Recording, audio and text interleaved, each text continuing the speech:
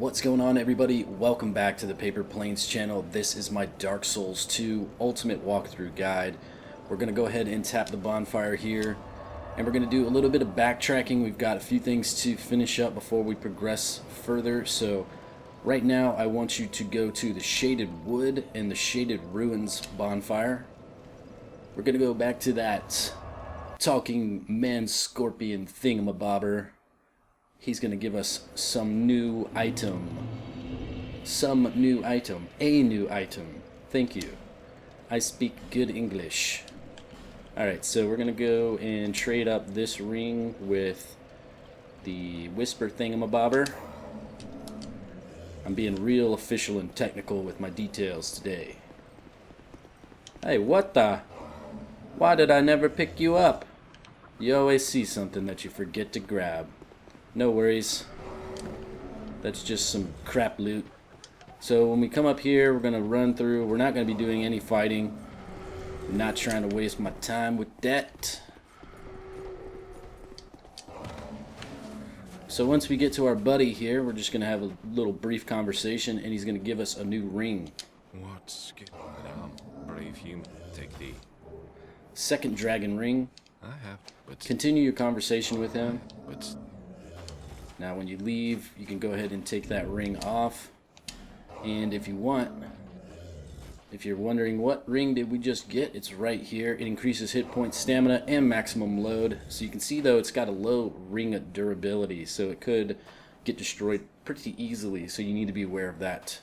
Alright, so go back and swap it out with our clear bluestone ring +1. And now we're going to use a homeward bone. I don't know if most of you guys are aware of this or not, but when you travel using a homeward bone, it doesn't actually reset your Estus flask, so your spell usages, or your item durability. You still need to rest at a bonfire.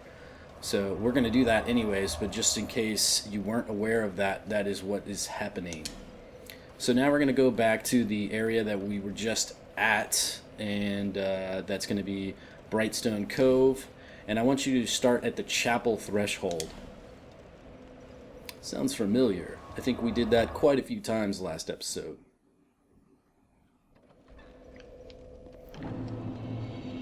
Alright, so we're going to run down here. And you can take this slide all the way down. Gonna run through here and break through this wall here. Open the door. Go back to our Estus flasks. Kill this guy. Drop down and fight his buddy.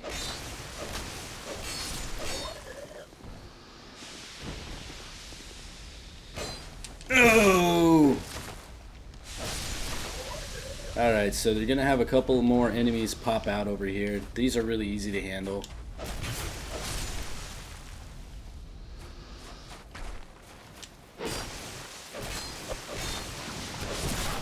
Okay, back out of here.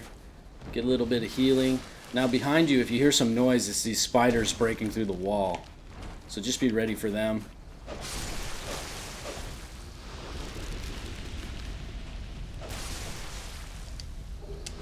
Nice. Once you kill them, we're just going to kill this last little buddy over here. Now, even though him breaking through the sand looks like his mist animation, it's not. So you can, while he's coming out of the sand, you can kill him without worrying. Okay, so we've already killed that enemy over there in the previous episode. He does not respawn. We will need to kill these guys up here before we enter in, so go ahead and switch to your sorcery.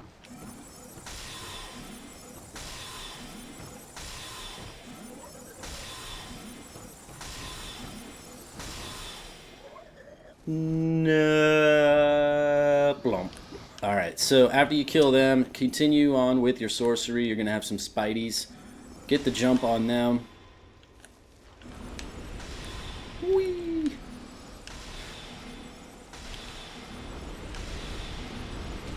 Damn it!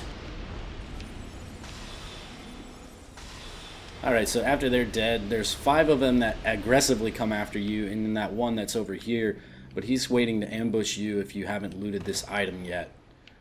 You can open this door. Oh shit!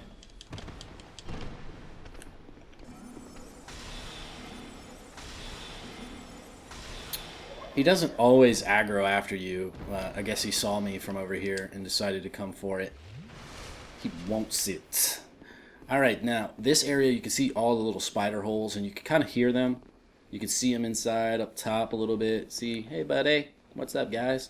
Now when you open this door, that's when they all come after you, so just use the Brightstone key and then backtrack out of here and use this as a choke point.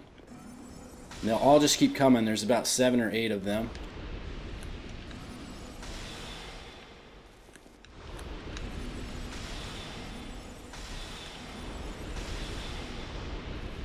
There's a couple more.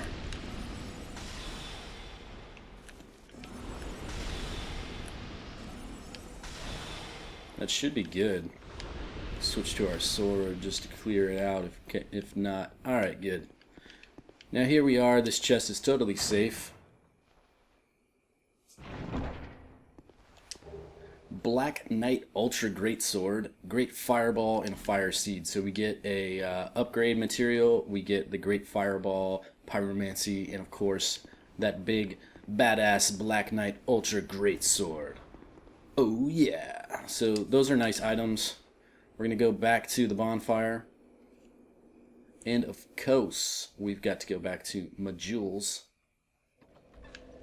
So tap it. And we're going to go back to Majula because I want to point out something. Also, we've got a couple souls to spend, and we need to upgrade some stuff. So basically, in the last episode, I was telling you about the storyline with Pate and whatever the guy's name is. So after you kill them, if you come back to Merchant Hag Malentia, you'll be able to buy their armor set. Now you can see here that it's not in my merchant's inventory because I haven't killed them. For whatever reason, they disappeared in this playthrough for me. So I think it was just the fact that I overlooked their first room while I was showing you guys the area, and because I was doing the walkthrough, I was like, hey, do this and do that, instead of just focusing on them early on, which I would normally do in any other playthrough.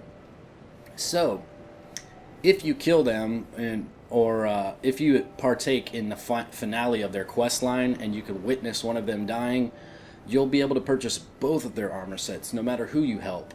And the only thing that you won't be able to get is the helm of either both of them or one or the other. I can't truly recall. But this is where you'll be able to purchase their armor set if you don't have it. So do that. And basically we want to start purchasing all of the pyromancies, miracles, hexes, sorceries. Anytime you see a vendor with something that you haven't bought from him yet, go ahead and do that. So we're going to run over here and upgrade our flame.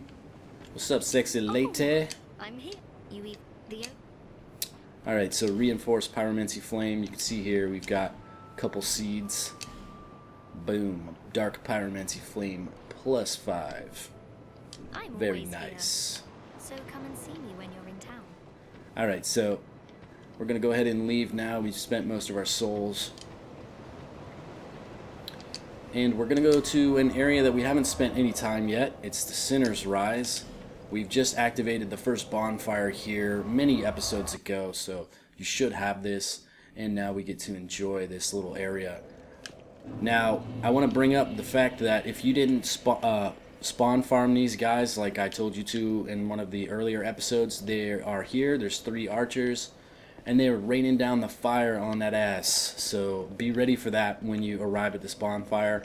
What I suggest is once you spawn here, just run over here, be patient, shield up, and go kill those fools. So just know that anytime you rest at that bonfire, you're going to have immediate fire on your head. Alright, so down below we've got an enemy. We can run up to him. Get around this corner real quick and be ready for some more archers in here. Wow. Wowee.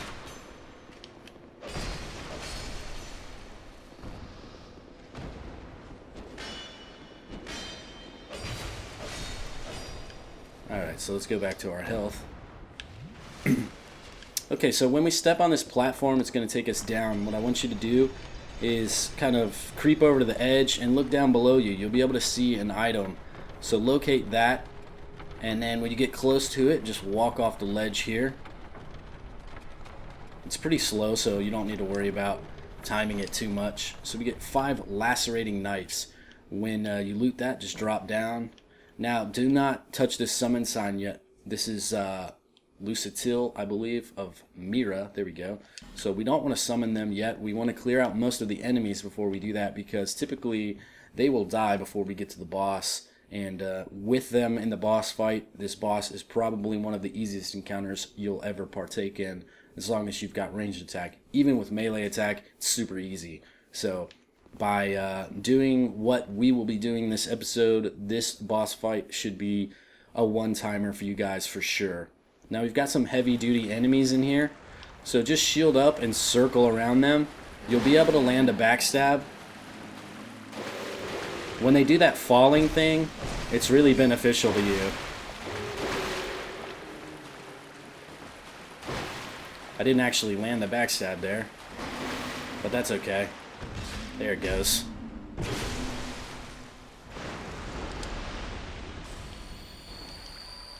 As you all know, I'm sure, landing consistent backstabs isn't as easily said. It's easier said than done. Even saying easier said than done is difficult for me, apparently.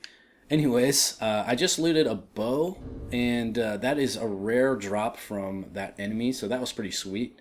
And then we got the bone dust, which will improve our Estus flask, so very nice. Now when you come in this room, you'll be able to see the enemy over here. It's the same guy we just fought.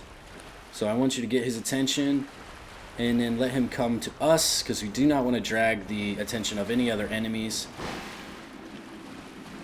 So he's going to do his little spinny thing, and then we can land our backstab. Once you land your backstab, you can just come in, let him stand up a little bit, and then finish him off. Malformed skull. I'm interested to see you, buddy. So let's check it out. Where you at? Where you at? That will, oh, is that it? There it is. The malformed skull. The skull of some identified creature, swing as a great hammer to use as a weapon. Possibly the skull of a dragon, a rare specimen, likely too rare to be swung about willy-nilly. There you go, guys. Don't go all willy-nilly with that shit, or you'll get wrecked. So there's an invisible wall here. Well, it's totally visible, but it doesn't give you any kind of hint that it is a secret. So when we open it, we're going to walk in here and grab the loot, Northern Ritual Band, and a bleed stone. Do not go out further. You will plummet to your death. It's very deceptive. I know when you see an area like this, if you haven't played Dark Souls before, you're going to want to explore. But if you have played Dark Souls before, you're like, this is a trap. So do not explore. Let's check out the ring that we just picked up. What did we get? There it is. The Northern Ritual Band increases spell uses but reduces hit points. So this could be very effective for a sorcerer like ourselves. So if you know that you're not going to be taking a lot of damage, specifically for like this boss fight that we're going to encounter, because we should never get hit during this fight, then you might want to equip this type of ring, because we'll have more spell uses for the battle, so we'll be more effective in that standpoint. So it's more of a situational piece, I would suggest, than something that you would wear all the time, because having a diminished health pool isn't really something that I'm going to suggest too often. Large soul. I love them large. Alright, so we're going to get this bad guy. You can hear the chains rattling of our other enemies, and those are the ones that run up to you and explode, and we all hate those very much. So we do not want to get them on us while we're fighting something like this. So just repeat the process. He's going to do the spinny. We kick him in the butt, stab him in the back, just like always. Very nice. Alright, so now we're going to get some explodies start coming our way once we move past this room. There's one of them. So you just want to start to swing just before they get to you. That way you can destroy them before they explode. Now we're going to come up these stairs. Now we just have a few of these guys to deal with, so you don't have to worry too much. And they're pretty easy to see up here. But down below, they're a little bit more difficult to spot. Now, hopefully you've been following the guide, because if you have, you've got this Bastille key, and this is actually needed for quite a few areas in this zone. So it's not necessarily required, but if you have it, you'll be able to get some nice little gear, and you'll be able to make the boss fight even easier.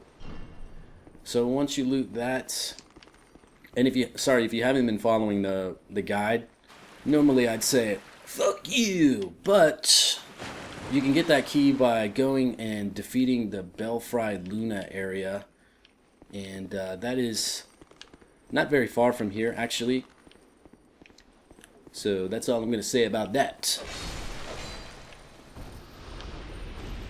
Alright, so all those other rattling chains that you hear are down below you. Now these doors are kind of irrelevant to open up. Basically they just allow you to skip the lower areas if you want to. But we're not going to skip them because we like killing things and we might miss out on some potential loot. So I'm going to show you what this area is like if you do not have it. Now you see another one in the corner there, and he's just kind of chilling. And he's the one that'll get you every time. He's a little sneaky sneak.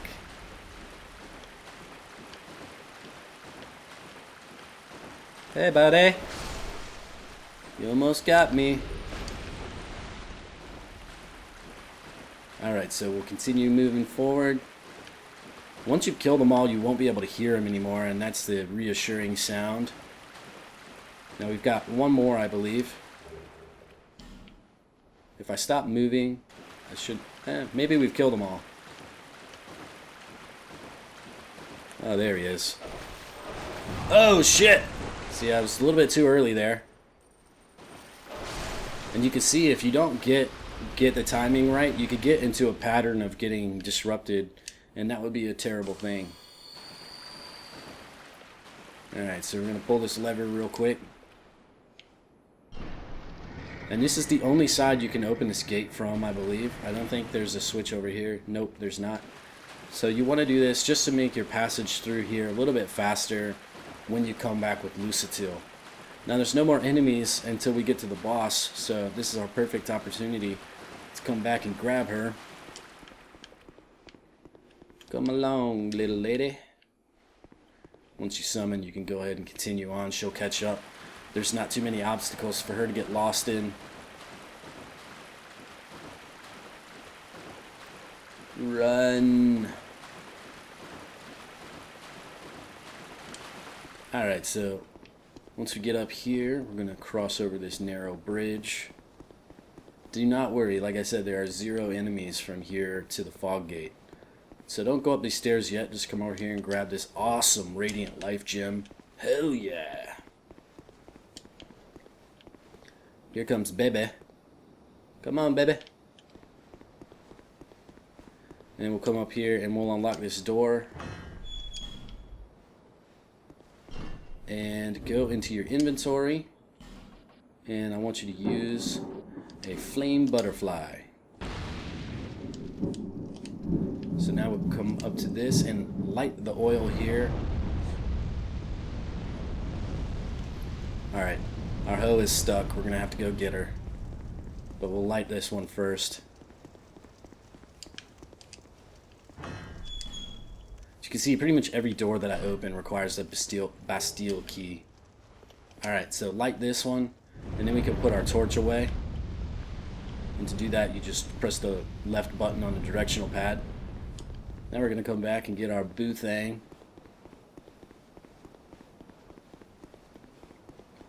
What you doing, baby? Oh, you're up top? Was that too hard? Come on. Come on.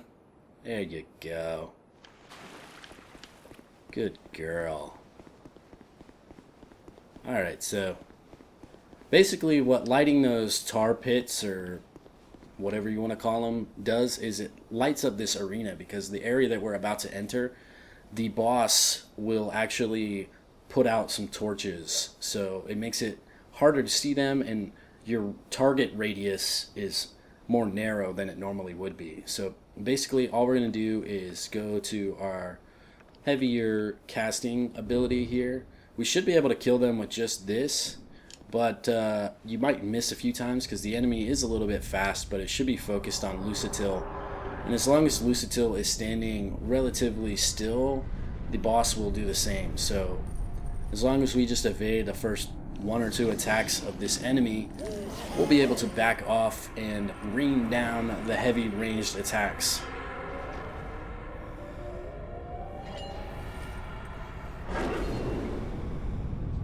Normally this boss would be pretty awesome. I mean, this boss fight is kind of underwhelming. It should be a lot more difficult than it is. It just looks cool. Like, you expect a lot more of it.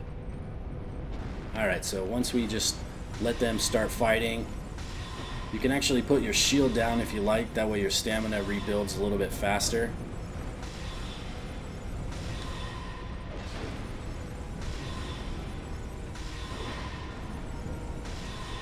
You can see how agile this enemy is. They're pretty quick, so you're gonna miss your fair amount even if you're casting directly at your target.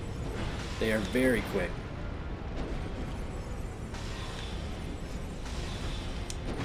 Alright, when they get a little bit close, you of course want to back away. There's no reason to take any kind of damage.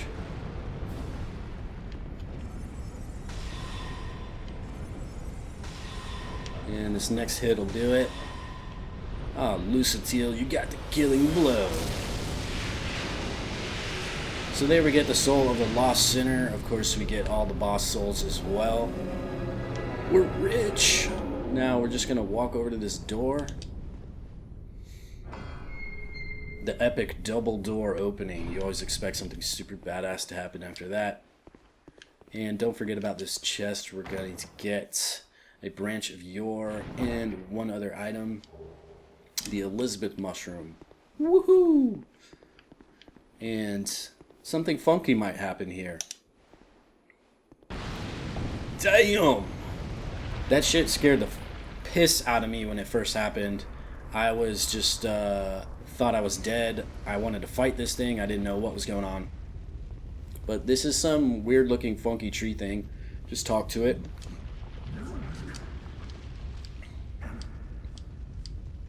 After you're done talking to it, it's going to disappear on its own and turn back into the bonfire, and that's how you get out of here.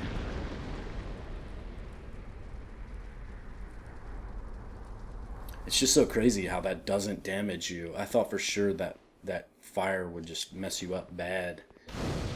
So all primal bonfires are the same. When you visit them, it's going to return you back to Majula. You don't have an opportunity to decide where you're going. That's okay, because that's where we were going to head back anyways, so it works out perfect in our situation.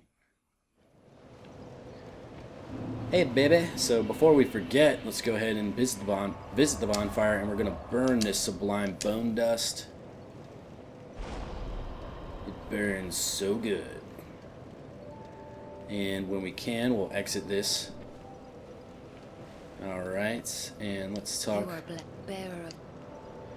Now she's going to tell us to go to the castle, because the castle is pretty much the next step of progression. So after we deal with her, let's go over here. I want to make sure that we've upgraded as much as we can. Got that done. See if there's anything else that we need to buy. Yep, we got the pyromancies that we can buy. Aw, yeah. I'm always here. Yes, you are, baby. We're going to visit him one more time. I'm pretty certain that we've got all of the gear that we need from this guy, but you never know. One day my teachings will save. No, they won't. I've learned nothing from you, sir. Come over here, talk to our boy, the blacksmith. We're going to reinforce some gear. So now we can finally upgrade our Hade Knight Sword to its final path by using our Titanite slab, and it is completely upgraded. So congratulations on that. And we're going to go ahead and upgrade our staff a little bit more. So our Witch Tree branch is pretty powerful right now. I'll be around. Yes, you will. You never leave. Okay. So after we've done that, if you guys haven't for a while, you should go talk to the cartographer. Just because he's got some nice little story tidbits and things that you'd like to hear. He does talk about Pate and the other quest guy. I always forget his name. I think it's like Kaith something. So just burn through his chat until he starts repeating himself, of course, like usual. Now this isn't something necessarily required, but it's always good to go through it. And the more you know, the better prepared you are. So if the NPCs can give you any kind of information, it's a great thing. And also you get to admire all those flames that you've ignited on the map there, because that's pretty cool. It's kind of like your little trophy haul. Alright, so after we do all of that stuff, we're going to go back to the Emerald Herald. Want to have a nice little chat with her. You know what? I think we haven't purchased the heal spell. Yeah, let's see. No, we have. Okay. I might have done that at the beginning of the episode. I'm a genius. Alright, so we're going to level up. And we're just going to put it in strength there. And we'll need one more in strength. And then we're going to work on our faith. Aren't you excited? Thank you guys so much for checking out my channel. I hope you enjoyed it. If you did, subscribe for more content. Also follow me on my social networks. You can see them listed below and in the video description. And check out these playlists that I've got in the video annotations. I'll see you guys next time. Peace.